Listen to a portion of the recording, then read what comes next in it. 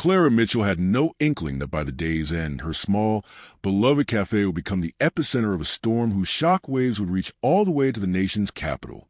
It would all begin, as the most seismic shifts often do, not with a bang, but with the quiet entrance of a man and his dog.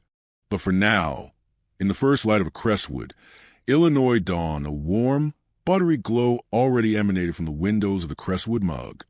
Inside, Clara moved with a quiet, practiced rhythm that was as much a part of the cafe as the old, scarred oak countertops.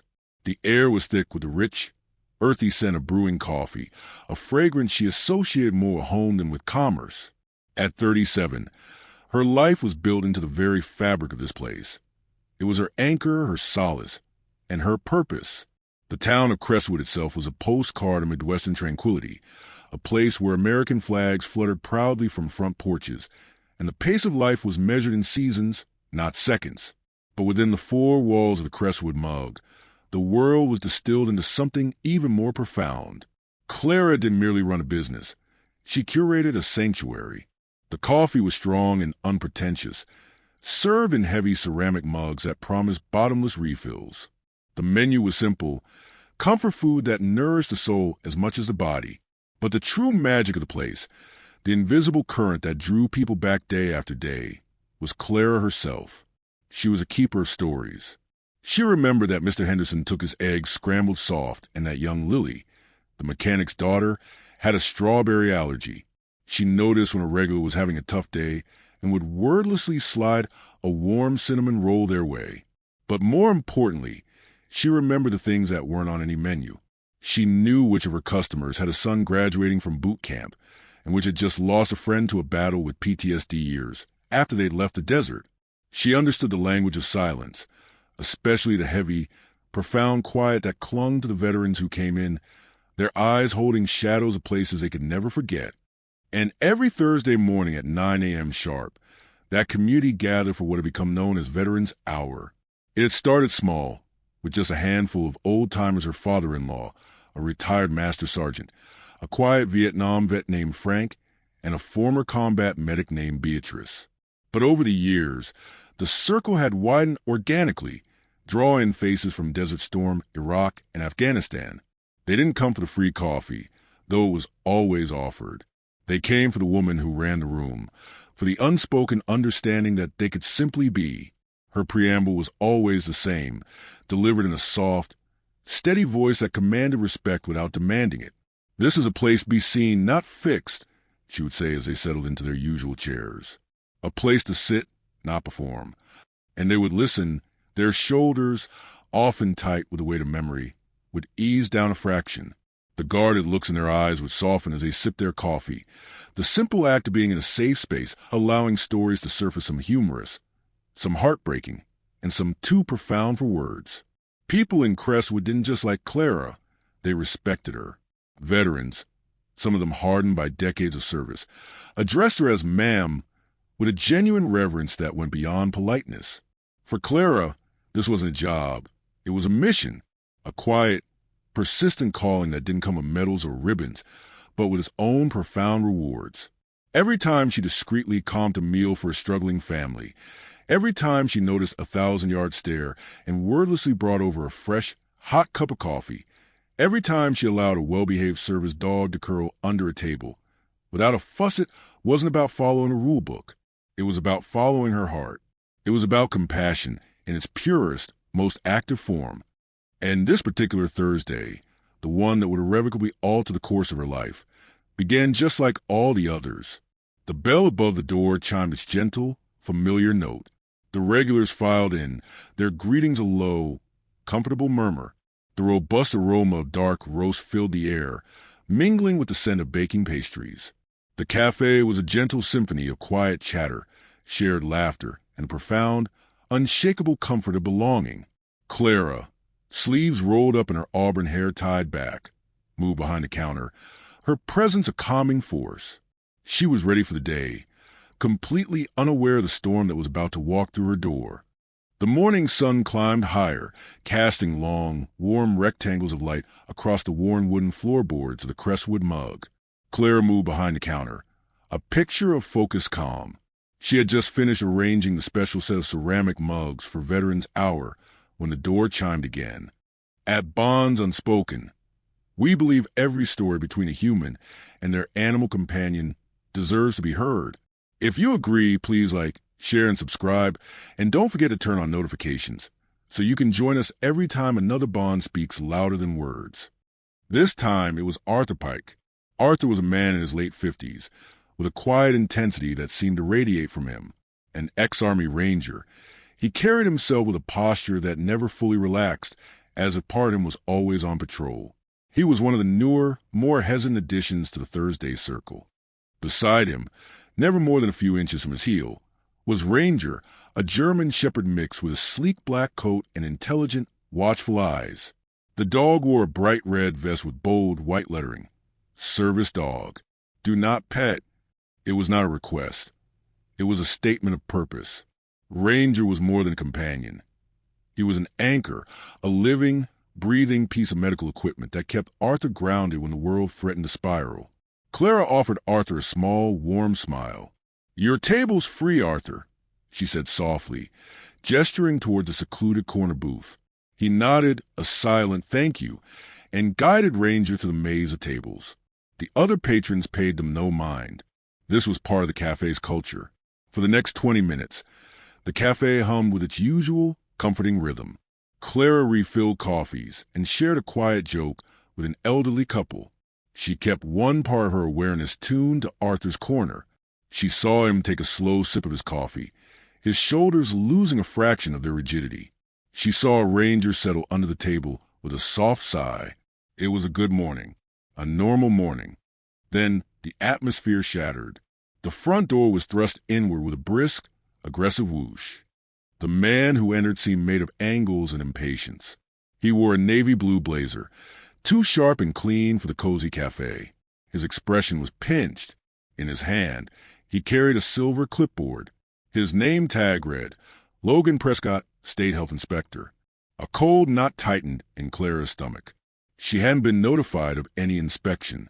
Forcing her expression to remain neutral, she approached him. "Good morning. Can I help you find something?" she asked, her voice polite but layered with subtle wariness. "Inspection," he stated flatly, his eyes already scanning the room. Unannounced. He didn't wait for a response. He began moving through the space with surgical, detached efficiency. He tapped the metal surfaces of the countertops, checked the temperature gauges on the refrigerators, and pulled open doors to peer inside. He was a hunter of mistakes. The comfortable hum of the cafe dwindled into a tense silence. Conversation stalled mid-sentence. Customers watched, their spoons hovering over their cups. Clara felt the weight of their attention, a collective held breath. She followed Prescott at a slight distance, her mind racing. It was when Prescott's clinical gaze swept over the corner booth that he stopped dead. His eyes locked onto Ranger. He slowly raised a rigid finger, pointing directly at the dog. "That animal," he announced, his voice loud and cutting in the quiet room, "is in direct violation of state health code. No animals are permitted in an establishment where food is served." Every head in the cafe turned. Arthur, who had been in the process of lifting his mug, went perfectly still. His hand froze in midair. Under the table, Arthur's hand, which had been resting calmly on his knee, curled into a tight fist. Ranger didn't move, but his ears twitched, and his eyes shifted to look up at Arthur, waiting. Clara felt a flush of heat rise up her neck. She stepped out from behind the counter, consciously keeping her movements calm. "He's a registered service dog, Mr. Prescott. The Americans with Disabilities Act permits his presence here. The vest is certified." Prescott frowned, his eyes scanning the room. "The vest is irrelevant," he snapped, his tone dismissive and sharp. "Animals carry dander, saliva, hair. This is a food service establishment. It's a contamination hazard. Unless you want this cafe shut down, that dog goes. Now." The silence in the room was now absolute, heavy and suffocating. All eyes were on Clara. She could feel Arthur's gaze, a mixture of shock, anger, and a deep, weary humiliation. She saw the rigid line of his back. This was more than a rule being enforced. It was a man's dignity being publicly stripped away. The sanctuary she had built was being violated. She took a slow, deep breath, knowing the words she was about to say were a point of no return. The air in the Crestwood mug grew, so still that Clara could hear the faint, mechanical whir of the refrigerator compressor kicking on. Every pair of eyes in the room was fixed on her, waiting. She saw the veteran from Hero's Hour, Frank Beatrice, her father-in-law, their expressions a mixture of shock and grim understanding. She saw the morning commuters, frozen in place, sensing they were witnessing something far more significant than a routine inspection. And she saw Arthur, his face a pale mask of stoic humiliation, his body rigid, as if bracing for a blow he'd been expecting for years. Clara took one more deliberate breath, steadying herself against the counter. She looked directly at Logan Prescott, her voice clear and measured, carrying through the silent cafe without needing to be raised. "He is a certified service animal," she repeated, layering each word with calm authority. "The ADA federal law supersedes your state code in this matter. Ranger is not a pet. He is medical equipment. He is as essential to Arthur's well-being as an inhaler or a wheelchair." Prescott's face flushed an ugly shade of red. He was not used to being contradicted, especially not in front of an audience. His authority, derived from his clipboard and his regulations, was being challenged by something he couldn't quantify: principle. "I don't make exceptions for sentimentality," he sneered, his voice dripping with condescension. "The law is the law. Hair, dander, saliva, it's a biological hazard. This is my final warning. Remove the animal, or I will shut this place down immediately and have your license revoked." From a nearby table, a low voice muttered, "Damn right, Clara." It was Frank, the Vietnam vet, his gnarled hands clenched into fists on the table. But the support, while heartening, changed nothing. The inspector's threat was real. Clara's gaze didn't waver from Prescott. She knew the financial repercussions. She knew the risk. But as she looked at Arthur, seeing the man try and make himself small in his seat, a lifetime of service being reduced to a contamination hazard, something inside her solidified. This was a line. This was the moment where the mission of her Café de Real, Unspoken mission faced its ultimate test. "I will not ask a veteran to leave," she said, her voice gaining a subtle, steely strength. "And I will not ask his service dog to leave, either." A collective, sharp intake of breath echoed through the room. Prescott's eyes widened in triumphant fury. He opened his mouth to speak, to pronounce his judgment, but he was interrupted. "What is the meaning of this?" A new voice, sharp and corporate, cut through the tension. Eleanor Vance, the district manager, stood in the doorway, her face a thundercloud of displeasure. Prescott seized the opportunity. "Ms. Vance, this employee is willfully violating a direct health code mandate. She's refusing to remove an animal from the premises, putting this entire establishment at risk of closure." Eleanor Vance's eyes, cold and calculating, swept from Prescott's furious face to Clara's resolute one, then to the corner where Arthur sat, a statue of shame. "Clara," she said, her tone icy, "you have just deliberately violated a core corporate compliance policy. In front of a state health inspector. You have left me no choice." The words hung in the air, final and absolute. "Pack your things. You're terminated. Effective immediately." Gasps rang out, sharp and disbelieving. A spoon clattered to the floor, the sound absurdly loud in the silence. Arthur stood up halfway from his seat, his chair scraping backwards. "Wait," he began, but the words seemed to strangle in his throat. Clara, however, didn't move. Not at first. The world seemed to slow down. She looked around the cafe, asterisk her asterisk cafe. She looked at the faces of the people she had served for years. She looked at the photo of David, smiling down from behind the register. She looked at the small chalkboard that read, "Hero's Hour today. Free coffee for vets." And then a strange, profound calm settled over her. She had done the right thing. There was no doubt, no regret, only the clear, sharp certainty of her choice. A faint, almost imperceptible smile touched her lips. It was not a smile of joy, but of acceptance. Slowly, with fingers that had begun to tremble not from fear, but from the surge of adrenaline, she reached behind her back and untied the strings of her apron. It was a simple blue-checked apron, stained with coffee and worn soft from years of use. She folded it neatly, deliberately, into a perfect square, smoothing the fabric with her palm. She then placed a folded apron on the counter, a silent, powerful gesture. She turned to Sarah, the young barista, who was staring wide-eyed and pale. Clara leaned close, her voice a whisper meant only for her. "Make sure Arthur gets his refill. And take care of them," she said, with a slight nod toward the veterans. Then, without another word, without looking at Prescott or Eleanor Vance, she walked around the counter. She didn't take the main exit past her firing squad. She moved towards a side door that led to the small staff parking area. As she pushed the door open, the morning sunlight flooded in, outlining her figure for a moment before the door swung shut behind her. The cafe was left in a frozen, stunned silence. The bell on the main door hadn't even jingled. She was just gone.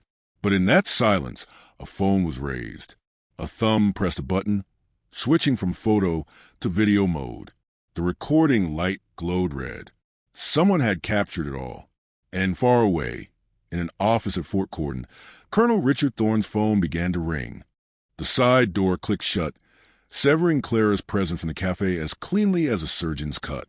For a long, suspended moment, the space remained in a state of collective shock, as if the oxygen had been sucked out of the room along with her. The only sound was a faint, mechanical hum of the refrigerators, a mundane noise that now seemed eerily loud in the profound silence. All eyes were fixed on the spot where she had last stood, the air still vibrating with the magnitude of what had just transpired. Then the spell broke. A low, angry murmur began to ripple through the customers. An older woman near the window shook her head, her lips pressed into a thin, disapproving line. One of the Heroes Hour veterans, a man named Jerry who had served in Desert Storm, deliberately pushed his half-finished plate of eggs away. The screech of the plate against the table topped a sharp protest. The act was contagious. Another customer stood, threw a $10 bill on the table, and walked out without touching his coffee. The quiet exodus was a more powerful condemnation than any shouted curse could have been. Eleanor Vance, looking flustered by the palpable shift in the room's atmosphere, cleared her throat. The situation has been handled," she announced, her voice lacking its earlier ice-cold certainty. "Please, everyone, resume your meals." Her words landed with a hollow thud, ignored by the stiff-backed patrons. Logan Prescott, the health inspector, seemed suddenly eager to be anywhere else. He scribbled a final note on his clipboard, avoiding the gazes burning into him from every corner. "The report will be filed," he muttered to Eleanor, not meeting her eyes, before turning and almost scurrying out the main door, his authority crumbling into retreat. At the center of this storm, Arthur Pike remained frozen in his booth. A corrosive mix of shame and fury boiled within him. He stared at the dark surface of his coffee, seeing not his reflection, but the image of Clara folding her apron with that heartbreaking finality. "This is because of me." The thought was a physical weight on his chest. Ranger, sensing his human's distress, shifted under the table to press his solid body firmly against Arthur's leg, a low, concerned whine emanating from his throat. The simple, loyal act nearly broke Arthur.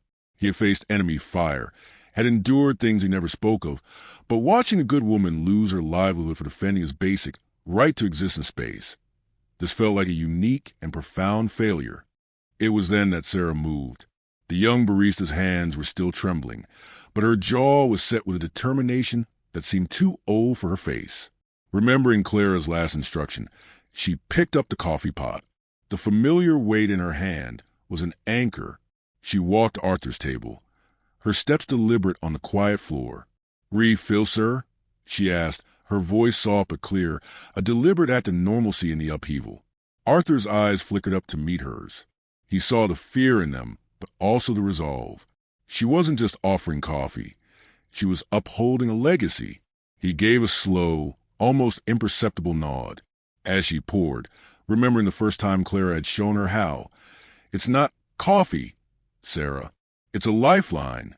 The rich, aromatic stream of coffee filled his cup, the sound familiar comfort. It was a small thing, but in that moment, it felt like a rebellion. "She didn't deserve that," Sarah whispered, so only he could hear. Arthur's hand, which had been gripping his knee under the table, relaxed slightly. "No!" he rasped, his voice rough with used emotion. She didn't. He watched Sarah as she returned behind the counter, her posture straightening as she faced Eleanor Vance. The district manager was trying to compose herself, adjusting her suit jacket as if she could adjust the reality of the situation with it. "Sarah," Eleanor began, her tone attempting managerial authority, "I'll need you to hold down the fort until I can arrange for a temporary." "I'm not going anywhere," Sarah interrupted, her voice surprisingly steady. She met Eleanor's gaze directly. "Clara trained me. The customers know me. I'm staying right here." A subtle wave of approval passed through the remaining customers.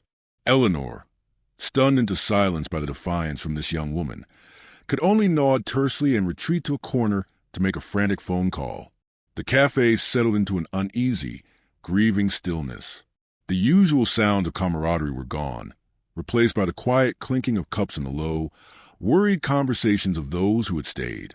They were the loyalists, the people for whom the Crestwood mug was more than a cafe. It was a second home, and they were now guarding its vacant heart. Arthur finally lifted his refilled mug. The coffee was hot and strong, exactly as it always was, but it tasted like ashes. He stared out the window, watching the ordinary morning unfold on the street outside, a world that seemed oblivious to the small earthquake that had just rocked his. He felt a profound sense of loss, not just for Clara, but for the sanctuary he had only just begun to trust. And then, a new sound began to penetrate the thick silence of the cafe. It was a low, deep thrumming, felt more in the bones and heard by the ears. It was a vibration that started in the floorboards, making the silverware on the table shiver with a faint, metallic whisper. The front windows began to hum in their frames, a resonant pitch that grew steadily louder. The quiet conversation ceased. Every head turned toward the windows. The vibration resolved into a distinct, powerful rumble-to-growl of heavy diesel engines. Not one, but multiple. The sound swelled, no longer a distant noise, but an approaching force, filling the street outside, drowning out every other sound. It was a sound of thunder rolling in on wheels. It was the sound of the world, which had just taken so much from them, beginning to answer back. The rumble wasn't just sound. It was a physical force.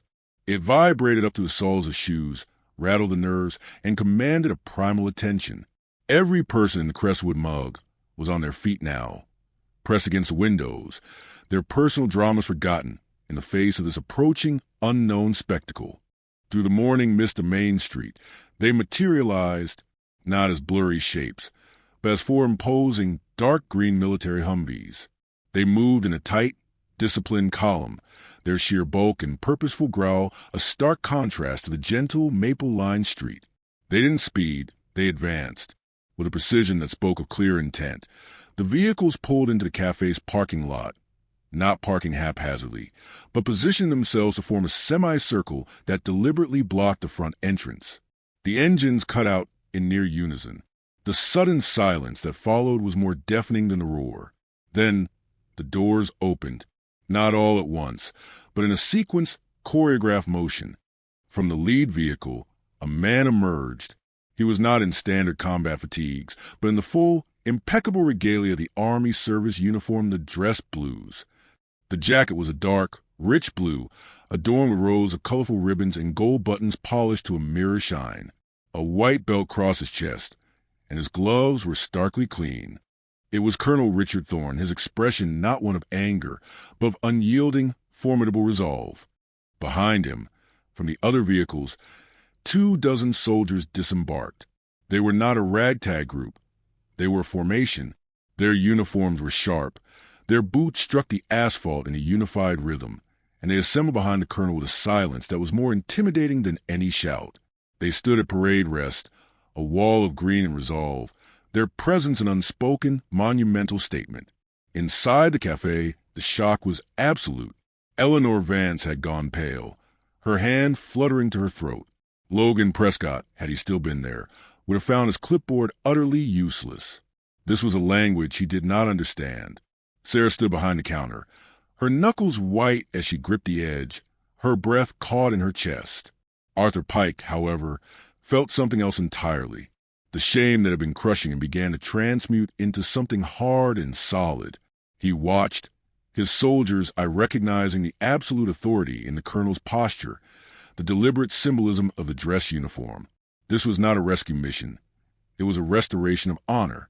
The cafe's bell jingled once, softly, absurdly gentle sound against the backdrop of military might. Colonel Thorne entered alone. His boots, impeccably shined, struck the wooden floor with deliberate, echoing thuds that seemed to measure the heartbeat of the silent room. He did not look at Eleanor Vance. He did not glance at the stunned customers. His gaze swept the space, a commander assessing a battlefield, until it landed on Sarah, giving her a slight, almost imperceptible nod of reassurance. Then his eyes found Arthur. Arthur, driven by a deep-seated instinct, straightened his own posture, his shoulders pulling back.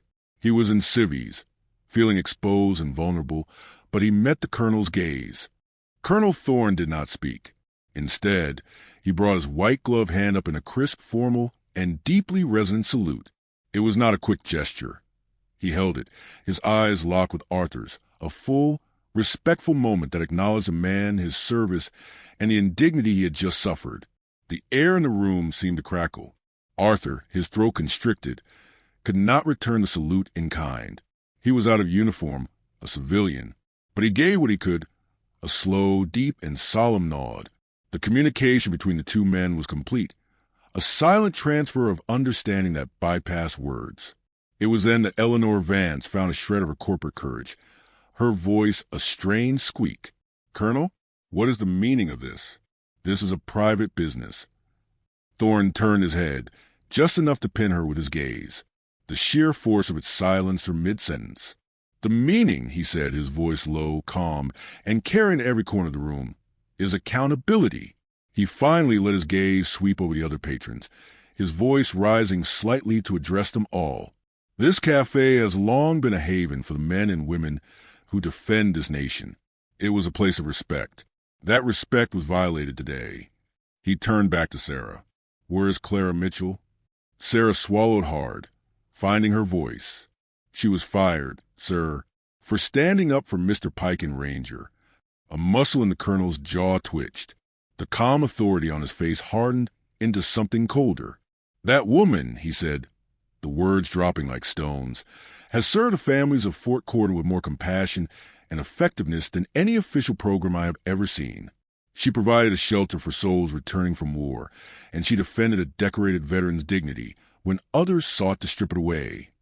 He looked directly at Eleanor. She was fired for upholding the very values his country claims to hold dear. He turned on his heel and strode to the door, pushing it open. He raised his hand, giving a single sharp, silent signal to the soldiers waiting outside. The formation snapped into motion. They filed into the cafe, not as a mob, but as a unit with a clear purpose. Two soldiers moved behind the counter. Without a word, they reached up and began to carefully detach the large, corporate Crestwood Mug vinyl sign from the wall. They worked the fasteners loose, lowered it, and then, to the awe of everyone watching, folded it carefully, as if it were a flag. Another soldier carried a new sign, a rustic plank of wood with hand-painted white letters. He took down the small corporate chalkboard and hung the new proclamation in its place. It read, "Welcome to Clara's, where honor is served daily." Eleanor Vance made a strangled sound. "You can't just, this is corporate property. This is—" Colonel Thorne turned from the doorway. "You made your decision," he said, his voice final, leaving no room for argument. "We have made ours." He stepped outside, pulling his phone from his pocket. The transformation was complete. The cafe, now under the silent, protective watch of the soldiers, had been reclaimed. It was no longer a corporate asset. It was hallowed ground. And in the new silence, Sarah's phone buzzed on the counter. She looked down, her eyes widening. "It's a message from Fort Corder headquarters," she announced, her voice filled with awe. "They requested that Clara report to the base. Today." The reckoning was not over. It had simply changed venues. The world inside Clara's pickup truck was a sealed capsule of silence. She had driven home on autopilot, the familiar route a blur. Now, parked in her own driveway, the engine off, the reality of her situation crashed down. The comforting rhythm of her life had been shattered. The Crestwood mug was the structure she had built around the crater of David's loss. Without it, she felt untethered. She stared at her hands, still resting on the steering wheel. They were good hands, capable hands. Now they felt useless. The memory of folding her apron played on a loop. The cold finality in Eleanor Vance's voice echoed in her ears. 6 years of loyalty, of building something beautiful from grief, erased in a single, heartless sentence. A hot tear finally escaped. She let it fall, from a profound sense of loss for the sanctuary she had nurtured. Her phone, lying on the passenger seat, vibrated. The sound was an intrusion. She assumed it was Sarah, or maybe one of the regulars. She wiped her cheek and glanced at the screen. The number was not a saved contact. It was a number she recognized from official base correspondence. Fort Corden headquarters. Her breath hitched. A cold dread washed over her. Why were they calling? Had corporate filed a complaint against her? Were they calling to formally ban her from the base? The thought was a physical pain. Fort Corden was her last tangible connection to David's world. With a hand that trembled slightly, she swiped to answer. Hello? Her voice was hoarse. Am I speaking with Clara Mitchell? A male voice asked. It was professional, devoid of warmth but not unkind. Yes, this is she. Clara, this is Sergeant Mills, aide to Colonel Richard Thorne at Fort Corden. The colonel has requested your presence at headquarters at your earliest convenience today. Would 1,400 hours be acceptable? The words didn't immediately compute. Asterisk requested. Convenience. Asterisk, these were not the words of someone issuing a ban. Aye, yes. 2 o'clock is fine, she managed to say. May I ask what this is regarding? The colonel will brief you upon your arrival. Please bring a driver's license for gate access. We'll have your name on the list. Goodbye. The line went dead. Clara slowly lowered the phone, staring at it. Colonel Thorne himself? The base commander? What could he possibly want with a fired coffee shop manager? The dread began to mingle with a fragile, terrifying flicker of curiosity. This was not a normal turn of events. It felt significant. That feeling from the café, the sense of a seismic shift returned. Stronger now. The hours until her appointment passed with agonizing slowness. She changed clothes, a pointless attempt to look professional. She tried to eat, but the food tasted like sand. She paced her small living room, each tick of the clock amplifying her anxiety. Finally, it was time to go. The drive to Fort Corden felt different this time. Every landmark seemed loaded with a new, poignant significance. She was no longer just a military widow. She was a person summoned. At the main gate, the MP was young, his face a mask of impersonal efficiency. She handed over her license, her heart thumping. He checked his clipboard. The seconds stretched. Then he looked up, handed back her license, and gave a crisp nod. Proceed straight to the main administration building, ma'am. You're on the list. The word on the list felt like a key turning in a lock. She drove through the gate, the massive, star-adorned sign of Fort Corden passing overhead. The base was a world of its own, precise, orderly, and powerful. She parked in a visitor spot outside a large, sand-colored building adorned with flags. Taking a deep, shaky breath, she walked toward the entrance, her civilian footsteps feeling soft and out of place. She was about to cross a threshold into a new chapter of her life, and she had no idea what the first sentence would be. The interior of the Fort Corden administration building was a temple to order and hierarchy. The air was cool and carried a faint scent of floor wax and old paper. Clara's soft-soled shoes made no sound on the polished linoleum, a stark contrast to the echoing click of Colonel Thorne's boots ahead of her. They moved down a corridor lined with portraits of stern-faced commanders in glass, cases displaying military history, a visual timeline of service and sacrifice that felt both impressive and intimidating. Clara kept her eyes forward, her arms wrapped around herself, feeling like an imposter in the sanctum of formal authority. Colonel Thorne stopped before a door marked simply, Veteran Transition and Community Hub. He pushed it open and stood aside, allowing her to enter first. The room was a cavern of potential, vast and flooded with light from large, high windows, but was utterly, profoundly empty. It wasn't just unoccupied, it was soulless. The space echoed with their footsteps. Stacking chairs were neatly lined against one wall, like in used machinery. In the center of the floor sat unopened cardboard boxes, their contents a mystery. A few white boards, wiped clean, stood like blank tombstones. The air smelled of fresh paint and new carpet, smells that should signal a beginning. But here they just emphasized a void. It was a shell, a concept waiting for a heartbeat. This, Colonel Thorne said, his voice resonating in the hollow space, is a pilot program. We've had the funding, the space, and the official mandate for over 18 months. Its mission is to create a central, welcoming place for returning soldiers and veterans, a one-stop hub for resources, community, and transition support. Clara wandered slowly into the center of the room, her gaze sweeping over the Baroness. She could see the blueprint of it in her mind, a reading nook here, a coffee station there, comfortable chairs arranged in clusters to encourage conversation instead of lectures. But the reality was cold and institutional. "It's very clean," she offered, the word feeling inadequate. "It's very dead," the colonel corrected, his bluntness slicing through the silence. "We've had 2 directors. The first was a psychologist from a top-tier university. He had binders full of validated methodologies and outcome metrics. The second was a retired sergeant major with a chest full of medals and 40 years of impeccable service. They ran this place by the book. They held seminars on reintegration stress and financial literacy for civilians.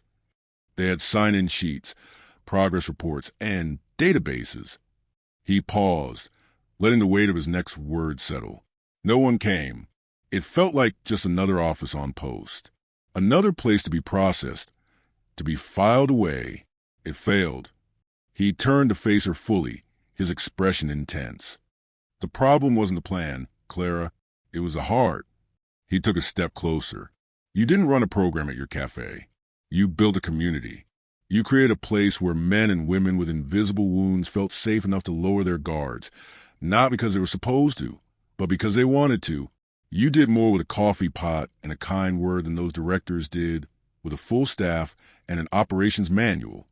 Clara shook her head, a wave of defensive disbelief rising within her. The comparison felt absurd. "With all due respect, Colonel, I'm not a therapist.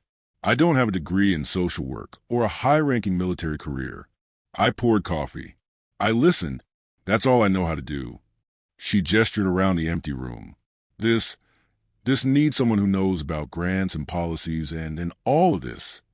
"Asterisk exactly, asterisk," he said, a spark of fierce conviction in his eyes. "That's the one thing we haven't tried here. We haven't tried the one thing that actually works. Listening, not assessing, not diagnosing. Listening." He gestured around them. "What you did in that cafe wasn't just kindness. It was leadership. It was a command-level understanding of human nature and what these people actually need. It's a different kind of service, Clara, but it is service, and it's what this room is desperate for." His words began to chip away at her defenses. She looked around again, and this time, she didn't just see emptiness. She saw the ghost of her own cafe superimposed on the space. She saw Arthur Pike finding his corner. She saw the whiteboard filled with offers of help.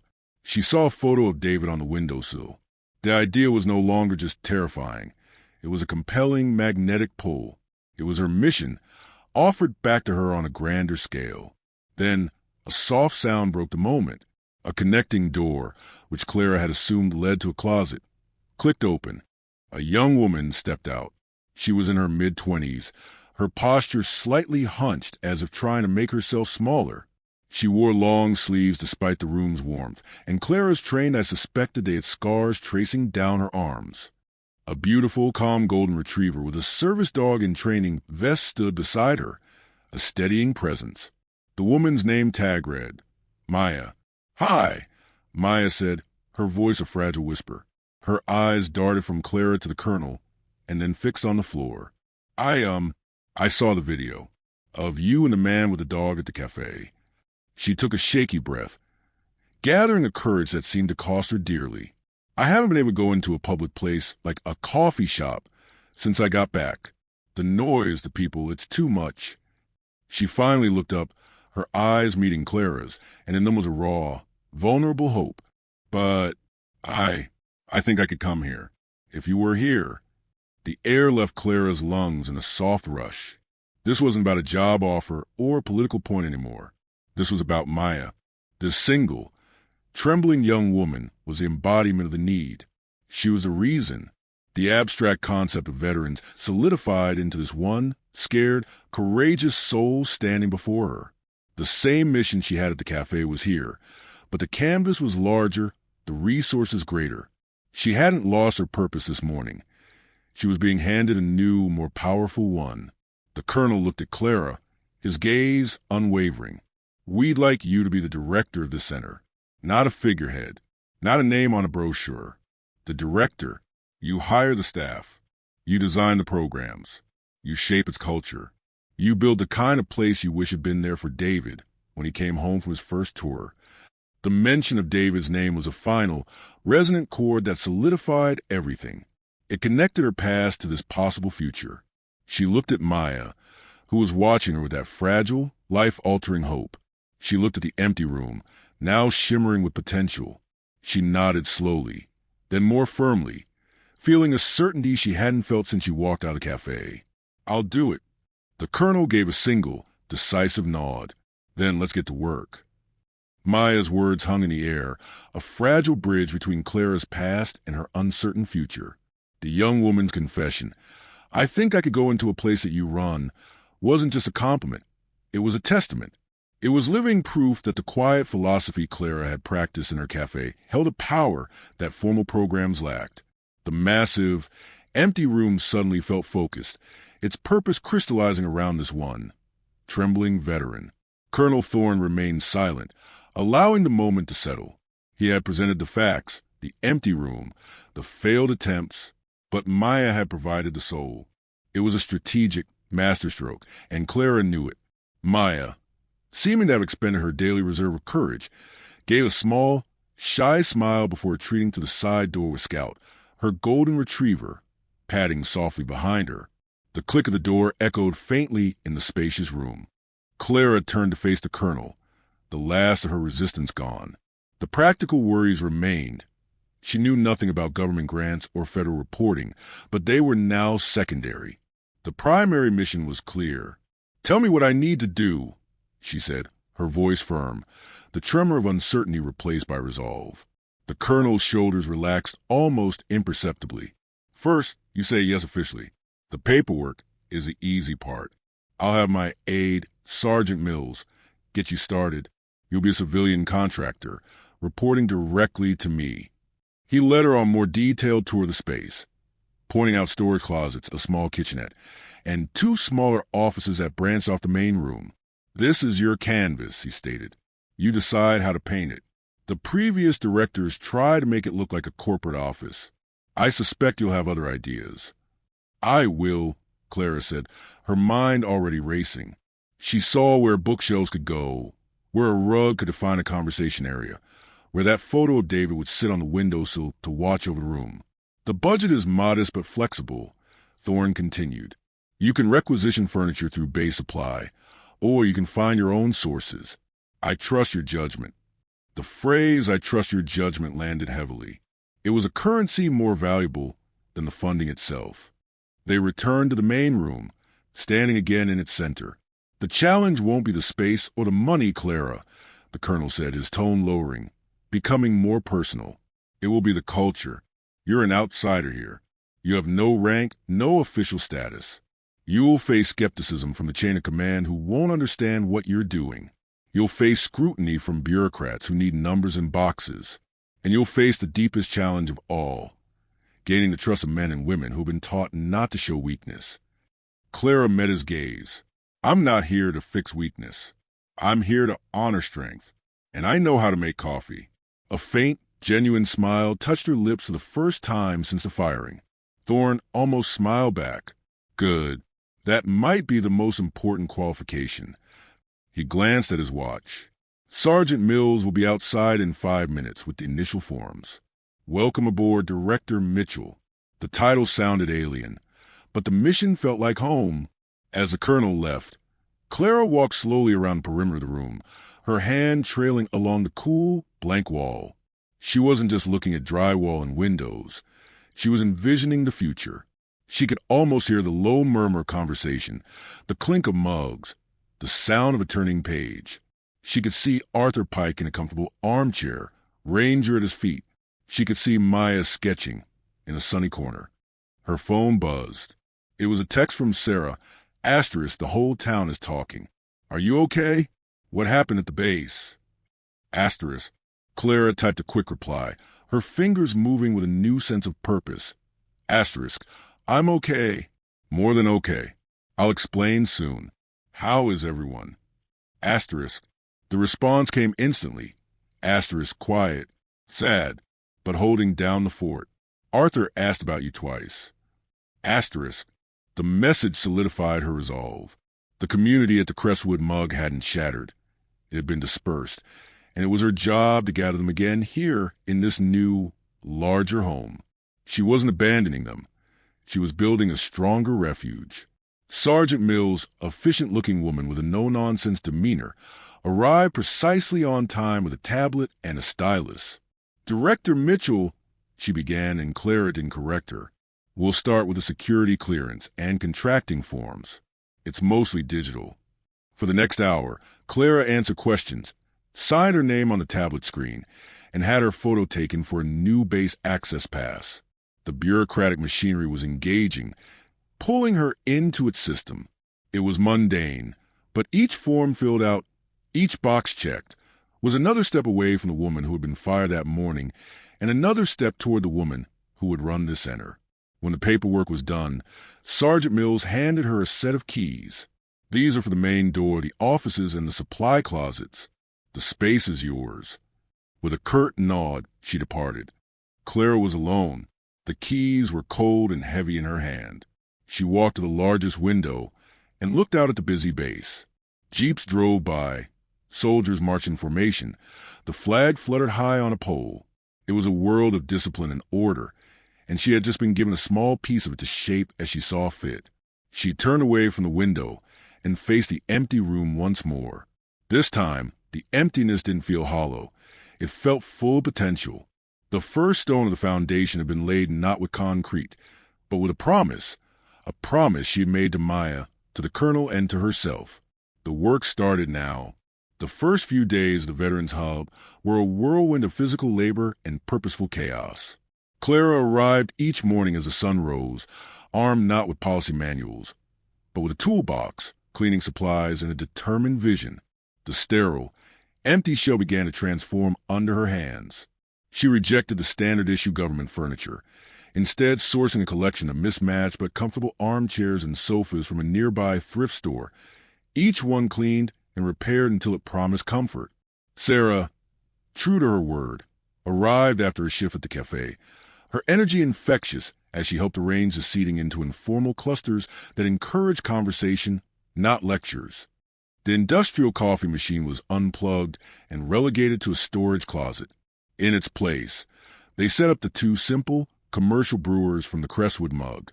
The first time Clara brewed a pot, the rich, familiar aroma of the dark roast filled the space, and it felt like a soul returning to a body. It was a scent that meant safety, a sensory signal to all who entered that this was a place of refuge, not bureaucracy. Clara's most important addition was the community board. She found a large slab of corkboard and hung it prominently near the coffee station. At the top, in her clear, familiar handwriting, were the same two questions from her cafe. Who needs a ride? And who needs a listener? Below, she pinned a stack of index cards and a cup of pens. It was an open invitation, a silent promise that help was available without the need for a formal request. She didn't announce the center's opening with flyers or base-wide emails. She trusted the community's own invisible network. And it worked. 3 days after she started, the main door creaked open tentatively. Arthur Pike stood there, silhouetted against the morning light, Ranger at his side. He didn't step in immediately. His eyes scanned the transformed room, taking in the warm lighting, the lived-in furniture, the smell of coffee, and the photo of David on the windowsill. Clara, who was arranging books on a new shelf, didn't rush him. She simply looked up and gave the same small, acknowledging nod she always had. "Heard there was a new post," Arthur said, his voice rough but clear. "Always a seat for you, Arthur," she replied, her tone warm but not overwhelming. That was all it took. He guided Ranger to the same corner booth he'd favored at the café. The dog circled once and lay down with a contented sigh, as if he'd finally come home. Arthur sat, picked up a newspaper, and for the first hour simply existed in the quiet, safe space.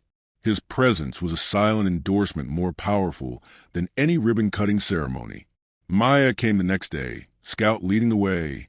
She didn't speak to anyone, but she went straight to the community board, studied it for a long moment, and then took a cup of tea from the station Sarah had set up. She settled into a deep armchair in a sunlit corner and pulled out her sketchbook. The soft, rhythmic scratch of her pencil became part of the room's new, peaceful soundtrack. Clara moved through the space not as a director, but as a host. She remembered the name of a young soldier who came in looking lost, and introduced him to Arthur, who grunted a greeting and, surprisingly, engaged in a short conversation about engine repair.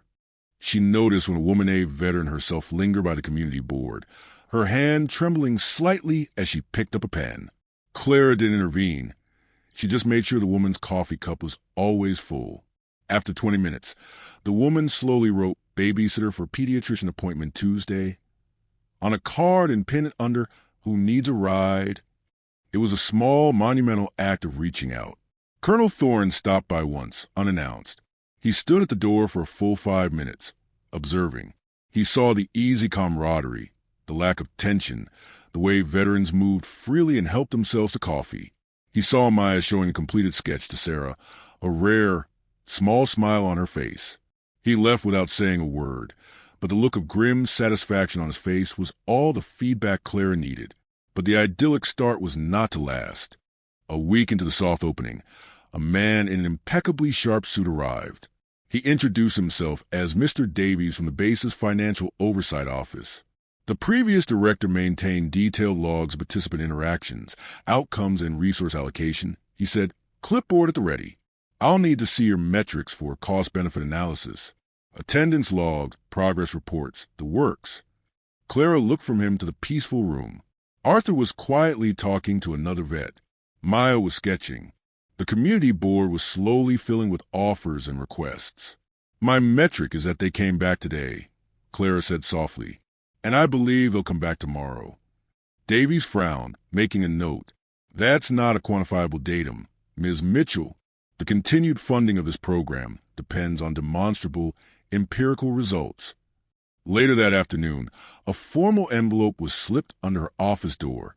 It was a notice from the Department of Veterans Affairs, informing her that the center was scheduled for a preliminary programmatic and compliance review in 1 week. The language was dry and bureaucratic, but the threat was clear. Prove your worth with data they understood, or lose your funding. The foundation of the Outpost was laid, built on coffee, compassion, and community.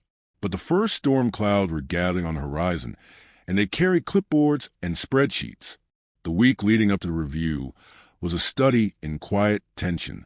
The Outpost continued its gentle rhythm, but Clara felt the impending scrutiny like a change in barometric pressure. She continued her methods, documenting interactions in her simple notebook, but the entries felt increasingly inadequate against the looming demand for quantifiable data. She watched Arthur share a quiet joke with another vet and wrote, **. Arthur initiated conversation. Topic, baseball. Lasted 3 minutes. Smiled twice. **. It felt like reducing a symphony to a single note. On the morning of the review, the 2 auditors arrived exactly on time. Mr. Albright and Dr. Vance were a study in neutral efficiency. Their dark suits were a stark contrast to the warm, lived-in feel of the center. They carried leather-bound notebooks and tablets, their tools for dissection. They moved through the space like ghosts, observing but not engaging. Dr. Vance took photos of the community board. Mr. Albright ran a finger along the top of a bookshelf, checking for dust. He spent an inordinate amount of time at the coffee station, eventually using a digital thermometer to test the water temperature from the brewer, his expression unreadable. The veterans noticed. The easy atmosphere grew stiff. Conversations became hushed and self-conscious. Arthur, who had begun to relax into his role as an unofficial greeter, retreated into a sullen silence, his hand resting protectively on Ranger's head. Maya closed her sketchbook and tucked it away. The confrontation Clara had dreaded arrived mid-morning. Mr. Albright approached her, his tablet displaying a complex spreadsheet. "Ms. Mitchell, your operational records are informal," he stated, his voice flat. "We have no standardized intake forms, no pre- and post-session psychological assessments, no measurable key performance indicators. How do you justify the allocation of federal funds without demonstrating participant improvement or tracking return on investment?" Before Clara could formulate a response, Dr. Vance joined them, holding up her phone displaying the photo of the community board. This listener column. Who are these listeners? What are their qualifications? Allowing untrained individuals to provide what could be construed as psychological support presents a significant liability issue for the department. Clara took a slow breath, steadying herself. She looked past them at the veterans who were now watching the exchange with a familiar, guarded understanding. They knew what was at stake. "The listeners are each other," Clara said, her voice calm but firm. "Their qualification is lived experience. As for records," she picked up her journal from a nearby table. "I have these. I know that Arthur Pike came in today and didn't flinch when the door slammed shut. That's an improvement. I know that Maya drew for 45 minutes without stopping to scan the room for threats. That's progress. I know that 3 veterans in this room arranged a carpool this morning without any administrative help. That's a result. This is my data." Mr. Albright's lips thinned in clear disapproval. "Anecdotes are not data, Ms. Mitchell. We need empirical evidence. Numbers, statistics, charts. Without them, this program is, from an oversight perspective, functionally invisible." The room was utterly silent. The weight of the bureaucrat's words threatened to crush the fragile ecosystem Clara had built. It was then that a chair scraped back. Arthur stood up. He didn't look at Clara or the auditors. He walked slowly, deliberately, to the community board. Every eye in the room followed him. He picked up a black marker from the cup. Under the "Who Needs a Listener" heading, he didn't write a request. Instead, he drew a single, dark, definitive check mark. Then he turned to face Mr. Albright and Dr. Vance. "The last empirical program had me fill out so many forms I wanted to re-enlist just to get away from the paperwork," Arthur said, his voice low and rough, but carrying to every corner of the room. "I've been coming here for 2 weeks. This is the first time in 5 years I've spoken more than 2 words to someone who isn't my dog or a cashier. You want data?" He gestured himself, a sweeping motion that took in his whole being. "There it is. I'm your data." A ripple of powerful affirmation went through the room. A young woman with a prosthetic arm nodded firmly. Another man, who rarely spoke, said, "Yeah." It wasn't loud, but it was unanimous. Dr. Vance looked startled, her clinical detachment faltering for a second. Mr. Albright simply made another note on his tablet, his face an unreadable mask. The auditors left an hour later, promising a formal report would be issued. The moment the door closed, the room seemed to exhale a collective breath it had been holding for days. The veterans slowly resumed their activities, but the air was different. A line had been drawn, not by Clara this time, but by the very people she was trying to help. They had defended their sanctuary. Later, as Clara was locking up the night, she found a small, folded piece of paper that had been slipped under her office door. She opened it. It was a sketch done in Maya's distinct, graceful style. It depicted the common area of the outpost. The veterans were rendered as soft, blurred shapes of warmth and peace. In the center, clear and detailed, was Clara, holding her simple notebook like a shield, facing down 2 faceless, sharp-angled figures in dark suits. At the bottom, Maya had written a single, powerful word: proof. Clara held the drawing, her eyes welling with tears. However the men in suits chose to measure success, She now had her own answer. The battle wasn't over, but for the first time since the review notice arrived, she felt an unshakable certainty that they would win. The 2 weeks following the audit were the longest of Clara's life. Every time the office phone rang or an official-looking email arrived, her heart stuttered. The Outpost continued its work, the community within its walls growing stronger, but a shadow of uncertainty lingered. The formal report arrived on a Tuesday morning. The envelope was thick, its weight feeling like a verdict. Clara's hand trembled as she slid it open, her stomach a tight knot of dread. The first line made her breath catch. Asterisk, preliminary review findings. The Veterans Transition and Community Hub at Fort Cordon demonstrates a novel and highly effective participant engagement model. It is hereby recommended for consideration as a national pilot program. Asterisk. She read it 3 times. The report cited observe high levels of organic peer-to-peer support and notable qualitative participant testimony, specifically referencing the statement of veteran Arthur Pike. Colonel Thorne appeared in her doorway moments later, a rare, full grin breaking across his usually stern features. They're not just keeping you open, Clara. They want to build more of you. This could change veteran transition across the country. The wave of relief left her lightheaded. The veterans in the main room saw the colonel's smile and Clara's stunned expression. A slow clap started from Arthur's corner, and within seconds, the room filled with applause and cheers. That afternoon felt like a celebration. The coffee tasted sweeter. The sunlight seemed warmer. Maya presented Clara with a new sketch showing the community board with approved stamped across it in golden light. For the first time, Clara allowed herself to believe the fragile ecosystem she'd built was not only safe, but recognized as truly valuable. As Sarah was pouring coffee for the small gathering, the mail courier entered, looking awkward amidst the celebration. He handed Clara a different envelope. This one wasn't from a government agency. It was from a legal firm of Sterling and Vance, representing the parent company of the former Crestwood Mug.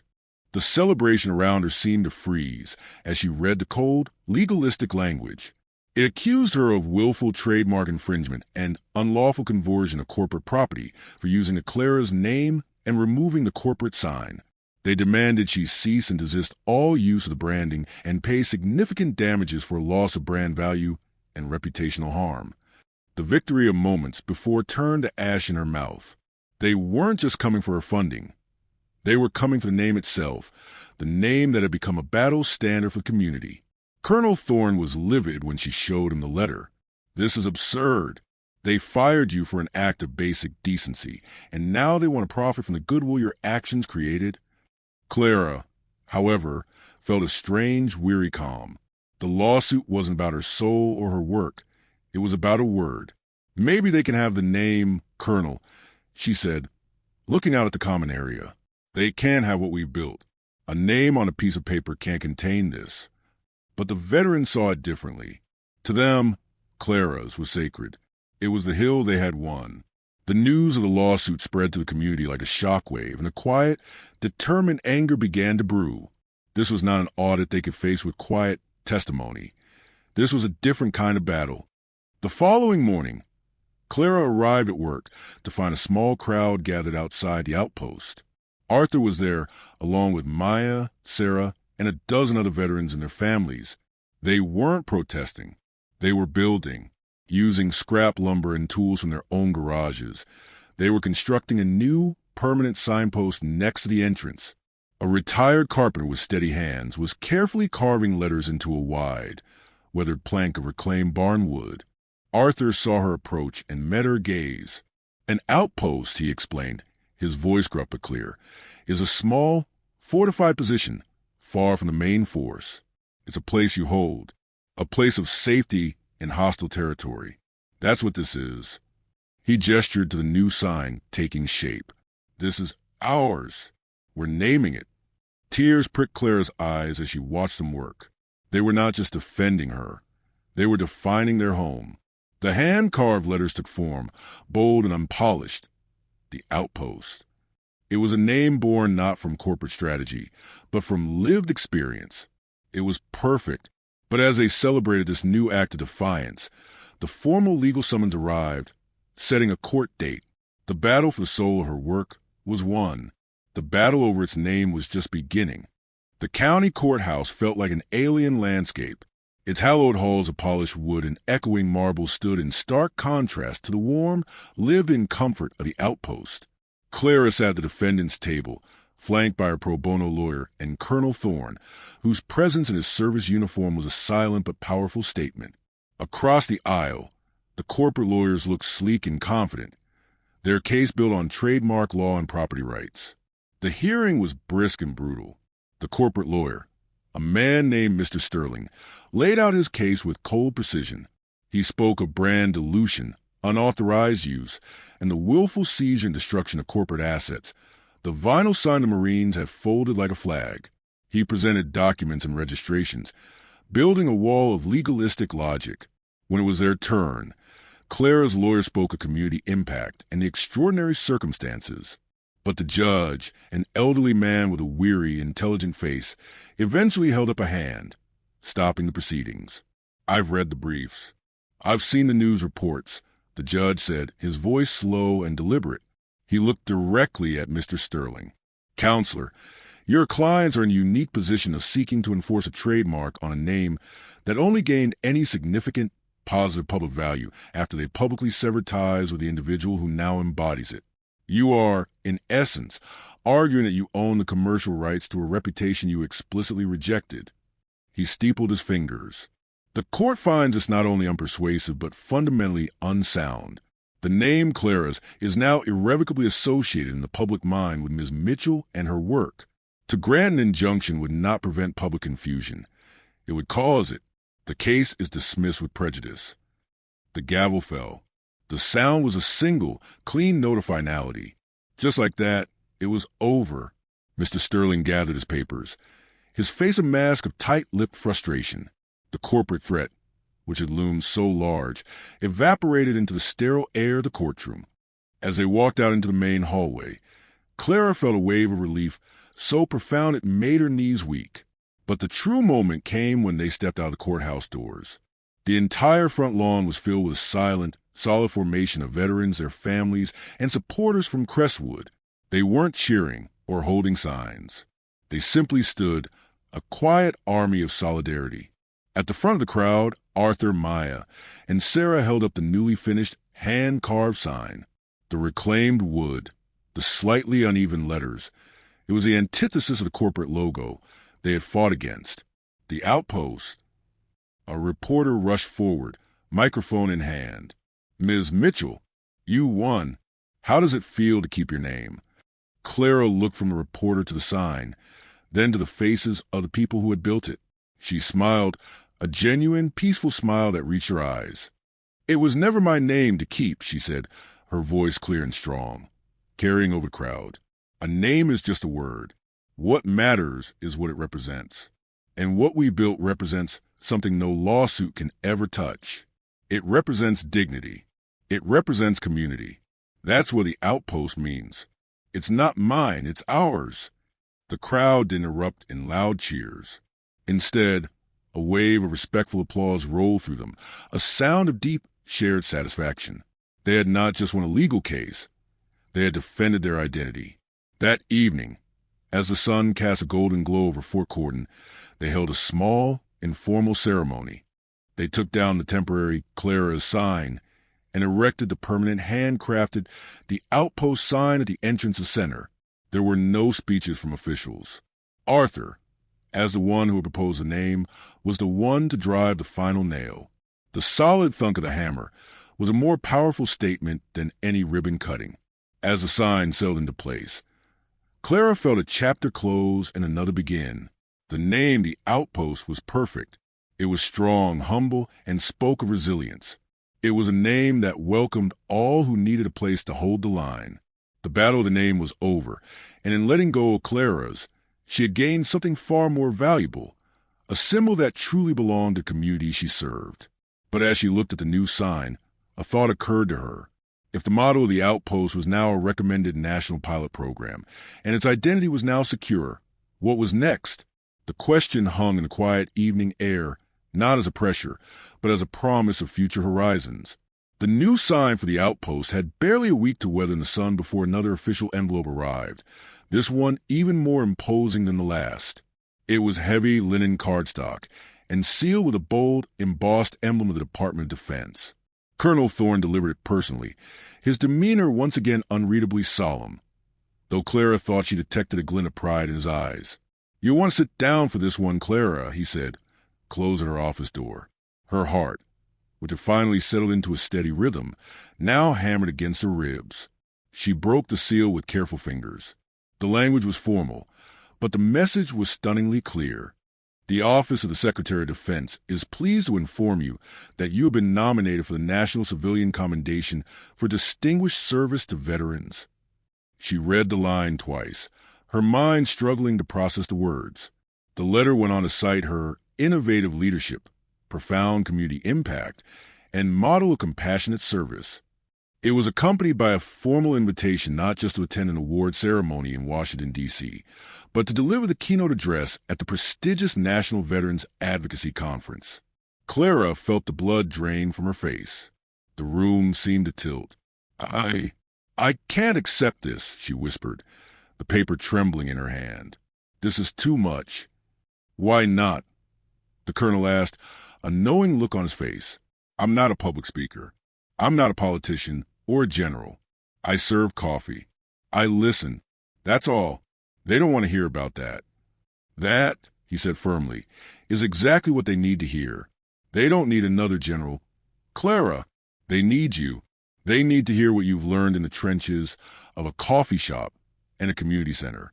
That truth is more valuable than any tactical briefing I could ever give." The news spread through the outpost like a current of electricity. The veterans met it with a quiet, fierce pride. Arthur simply grunted. About time they noticed, but the respect in his eyes was profound. Maya presented her with a new sketch Clara standing at a podium, small but unwavering, with waves of light emanating from her toward a shadowy audience of powerful figures. The following days were a whirlwind of quiet panic for Clara. What could she possibly say to the nation's top military and political leaders? She tried writing a speech, filling pages with lofty phrases about policy paradigms and systemic integration, but it sounded hollow. She crumpled the pages, frustrated. It was a performance, and she was no performer. Frustrated, she finally threw the notepad aside. She pulled out the old, stained journal she'd kept since her days at the café. She flipped through the pages not of data, but of people. Asterisk, Arthur spoke about engines today. 3 full sentences. Maya laughed at a joke. New guy, Leo, need to ride to VA on Thursday. Asterisk, this was the truth. This was the record that mattered. She decided then. She would not give them a speech. She would tell them a story. She would talk about people. The day of her departure arrived. She packed lightly, one simple blazer, David's old watch, and her journal, at the local airport. Clutching her ticket, a fresh wave of nerves washed over her. Need a ride, Miss Mitchell? She turned to see Arthur Pike, standing tall and straight in a crisply pressed dress uniform she'd never seen him wear. Ranger, groomed and calm, sat at perfect attention by his side. Clara's jaw dropped. Arthur, what are you doing here? The base assigned me as your escort, he said, a rare, genuine grin breaking through his usually stern features. Can't have you getting lost in the big city. She laughed, a release of tension and awe. You clean up pretty good. You're the one about to speak to the Pentagon, he countered, taking her small carry-on bag. Let's move out. The flight passed in a blur. Washington, D.C. was a monument to power and scale that made Fort Gordon seem like a quiet village. The conference hotel was a palace of marble and glass. And the ballroom that evening was the most intimidating sight of all, a sea of white tablecloths, gleaming silver, and uniforms adorned with stars and ribbons. A polished brass podium stood center stage, and behind it, a massive screen glowed with her name, Clara Mitchell. She felt small, insignificant, a fraud in a blazer. She clutched her journal like a lifeline. The introduction was a list of her accomplishments, but they sounded like they belonged to someone else. Then her name was called. The applause was polite, expectant. She walked to the podium, the stage lights blindingly bright. She adjusted the microphone, her voice barely a whisper at first. "I'm not a general," she began, the words from her heart finally finding their way out. "I'm not a doctor. I didn't write policy. I manage a cafe near a military base." The room was utterly silent, every eye fixed on her. "I serve coffee. I listen." She paused, letting the simplicity of a statement hang in the air. But in that space, I watched something sacred happen. Veterans came not for advice, but for presence. They didn't need to be fixed. They needed to be seen. Heads began to nod in the audience. A 4-star general leaned forward, listening intently. "One day, I got fired for letting a man sit with his service dog." She glanced at Arthur, who stood at the back of the room. That was the moment everything changed. But the truth is, it was never about the coffee. She looked out across the vast, powerful room, her voice strengthening with conviction. It was about dignity.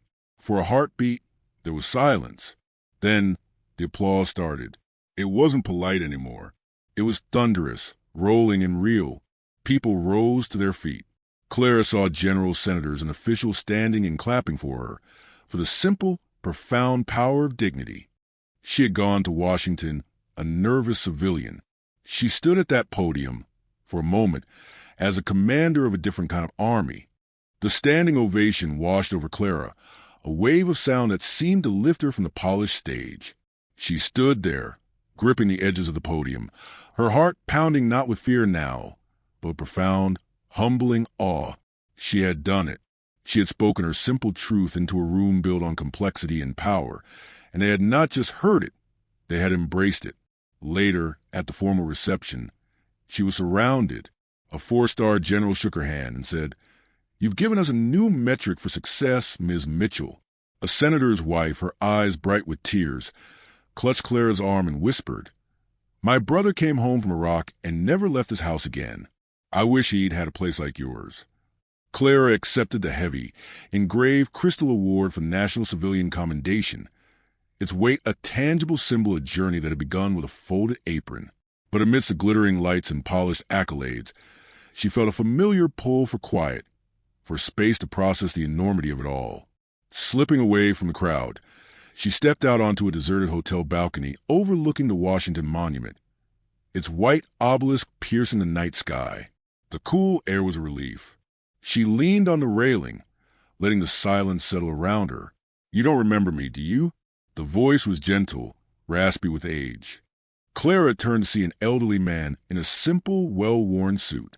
He had a kind, lined face and eyes that held a deep, knowing calm behind wire-rimmed glasses.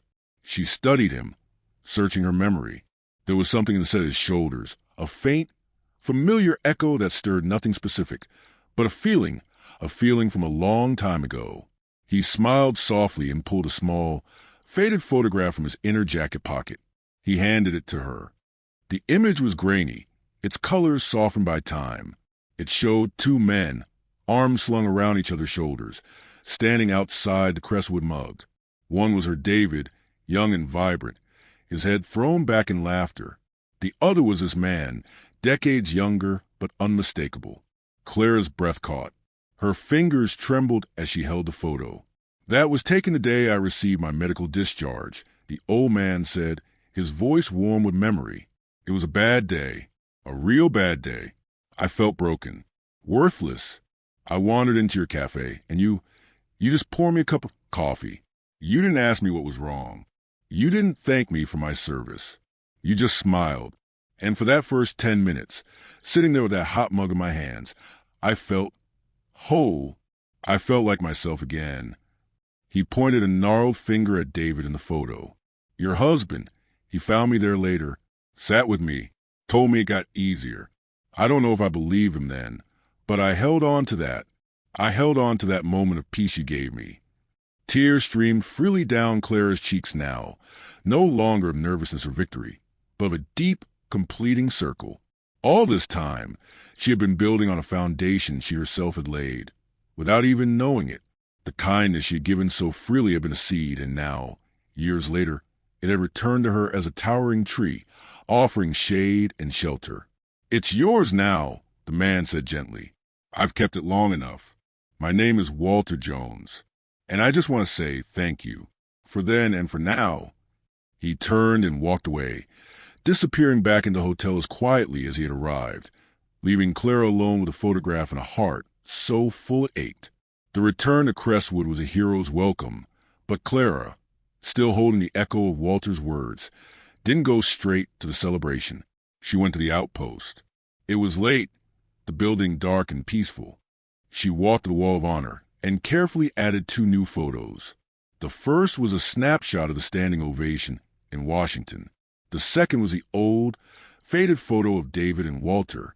Below them, she wrote on a small card, asterisk, "Honor grows where kindness is consistent." Asterisk. As she turned to leave, the front door creaked open. A young man, probably no more than 20, stood silhouetted in the doorway. He had the skittish eyes of someone recently returned from a place that had changed him forever. Sorry, is this the place for, people like us?"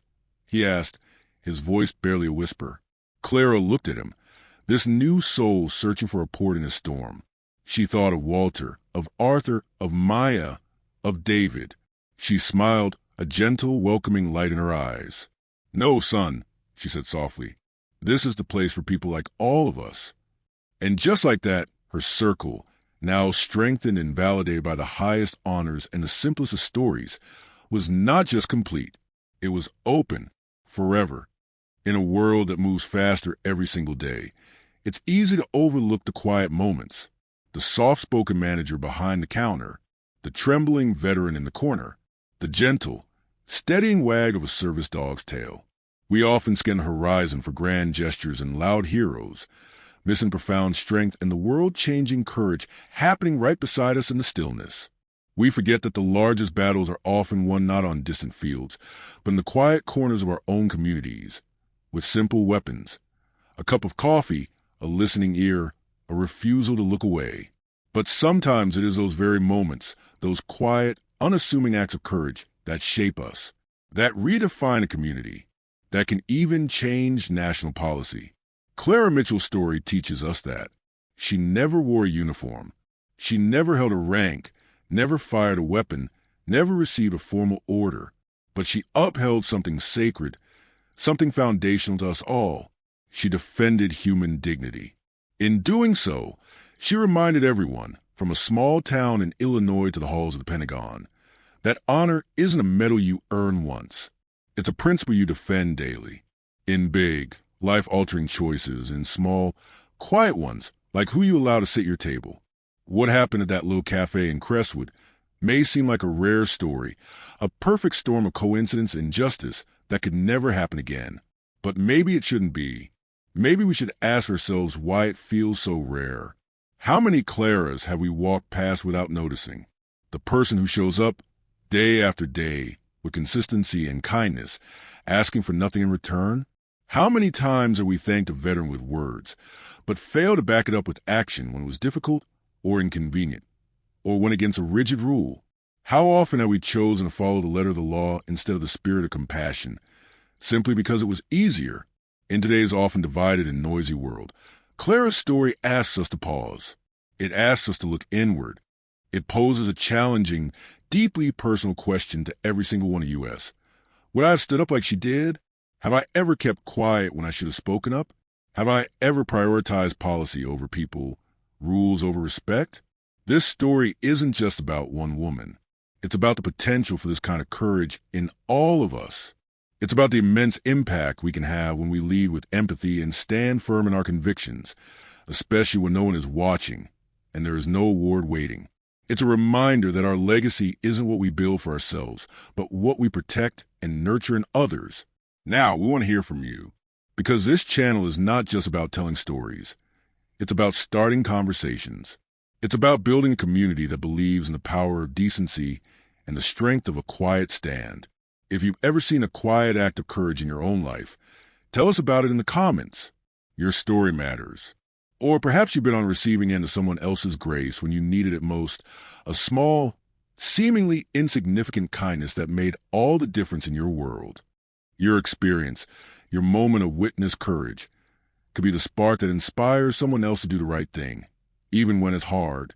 Your words might encourage another Clara to take her stand or another Arthur to find his voice. Thank you for spending this time with us today.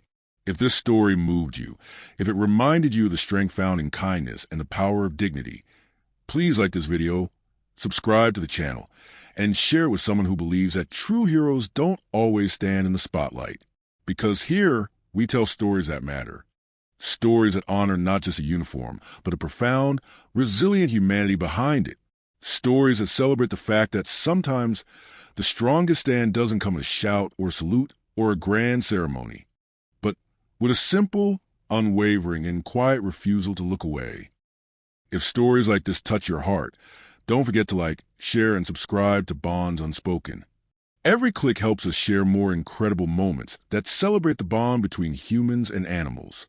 And be sure to turn on the notification bell so you never miss a story that reminds us what true loyalty feels like.